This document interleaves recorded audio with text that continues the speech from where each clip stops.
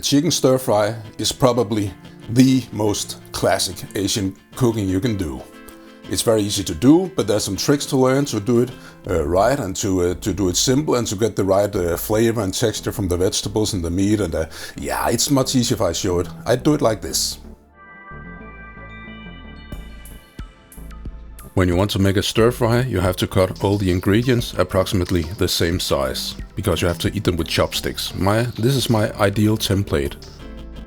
A sugar snapped pea. So I try to cut every ingredient to have this thickness and this size. I think that's a good trick to have. So first off I try with the chicken, and of course it's squishy and squashy, and it's not really easy to cut like a sugar snap pea, but you can do it.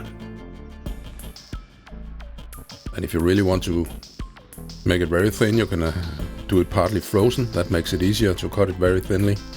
But it's not really important. So just slice it up very fine.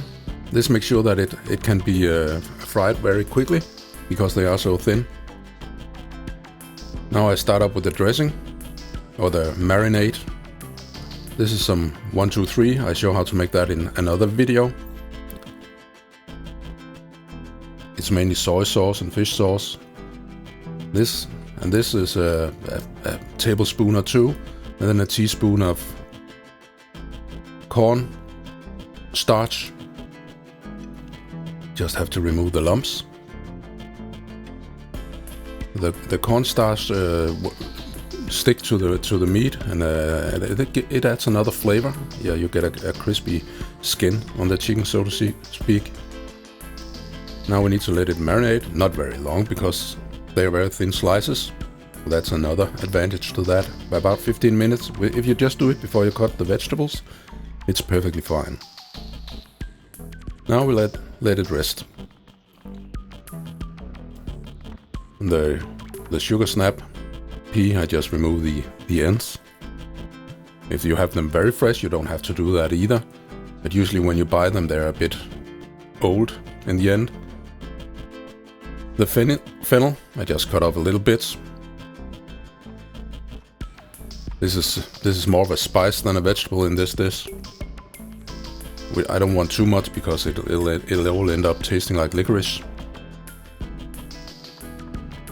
But very often Vietnamese kitchen, they use a special kind of basil that has a little licorice flavor. It can be hard to get a hold of, so it's easier with a little bit of fennel. And these squash, I cut them like the pea too. See, that's approximately the same. Not completely, but don't have to be pedantic. And I don't know why, but in Asian kitchen, the onions are cut like this. So I do that too. I don't want to be left out. This is a bit much onion for this dish, but I like onions, so it's not a problem. And now you can peel the carrots. I'm a little lazy today, so I just cut off 4 sides. Yeah, that's not good kitchen practice, but that's how I do it today. Sometimes you have to be quick rather than good. These are approximately pea size too. And this is some baby spinach. This is a gas stove. It's not really hot, but it's good enough for a small portion. And when it starts to smoke without any oil on it, I add the GCG. This is ginger, chili and garlic, and a bit of oil.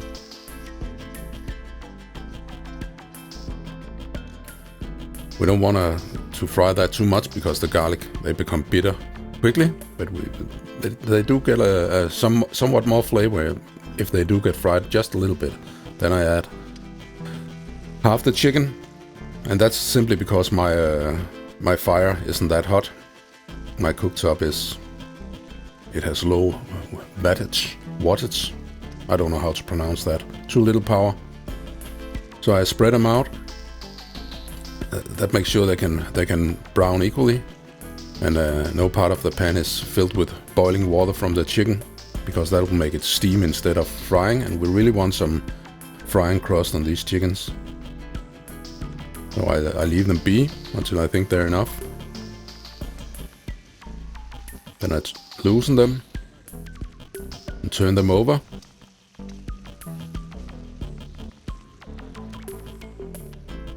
Spread them out again.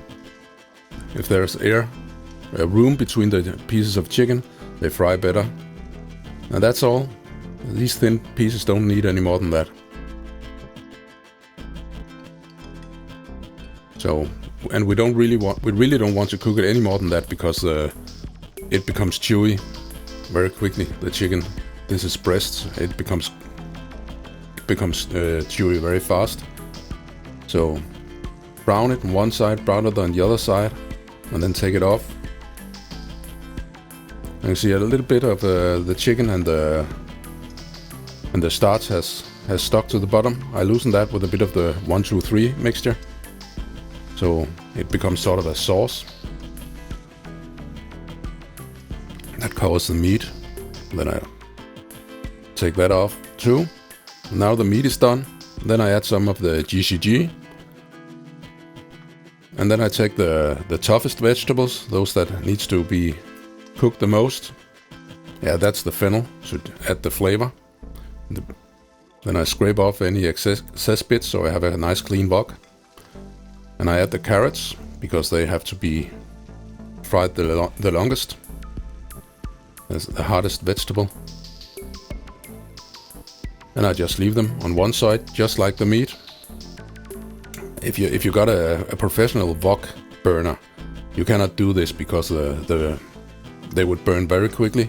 But if you're on a home stove, you almost always have to do it leave them be for a while for them to get some color. Then I add the onions. I should probably have added only half of them, but it's okay, I like onions. And then I spread it all over the wok pan, so they all cook evenly. And the heat, since this is a fire, the heat will go around the wok and warm the sides. If you're using a flat bottom pan on your electrical stove, then you shouldn't put it up the side, because there will be no heat there. Turn it over once in a while so it doesn't burn, but rarely enough that it does get some color. Now we can see the onions are starting to become translucent. The brown edges, tips on the carrots, and I add the squash and the snap peas.